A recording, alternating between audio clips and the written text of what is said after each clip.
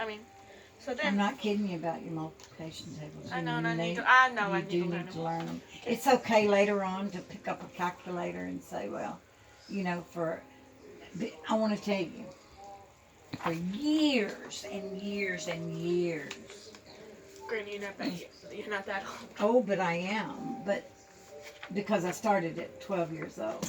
When I started waiting tables when I was a kid, we wrote everything by hand, right?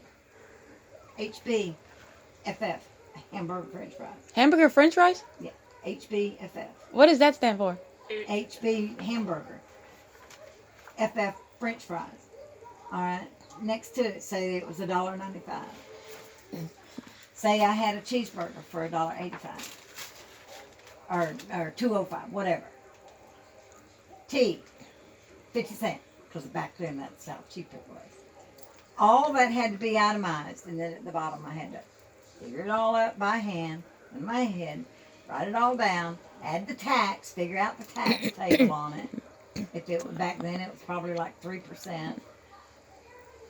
But whichever. All right, it went from me doing all that for all those years. Then guess what? I had to learn a computerized cash register. Put everything, all my food into a computerized cash register that ended up putting the prices in there for me. But I had to reteach myself to learn how to do it with a computer. And then after I went in business for myself, I had a hand calculator. I was fast. I would go through invoices and stuff, and I'd see what my bills were. It got to me where I wasn't using my head anymore.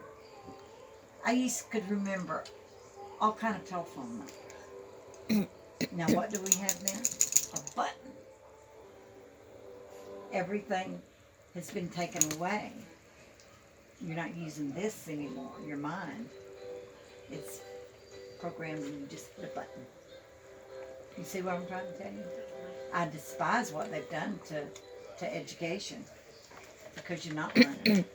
You're learning, but you're learning in a different way. And they're not teaching you to teach you to use a calculator. It to me is just absolute shameful. Because you're not using your mind. It's like a computer? Yeah, it is a computer. Oh, it's like computing it for you. Now, there's a time and place for it. It's good. Like if you're doing a whole bunch of invoices, like say you used to go into business and you were doing a stack of invoices for the company. What about algebra? Have you ever done algebra? I did for a little bit. What about geometry? I quit school before that. How come you didn't do geometry? Because I didn't go far enough, and I got married real young, and had children. Did you understand algebra? I did. Oh, cool. But what was harder about it for you? Let me finish. Once I got the gist of it in my head, I had went back to school after I was in my 40s. And I had went back to school. But algebra is something you have to use all the time or you lose it. Every time? You have to use it often or you lose it. How is algebra important? Because,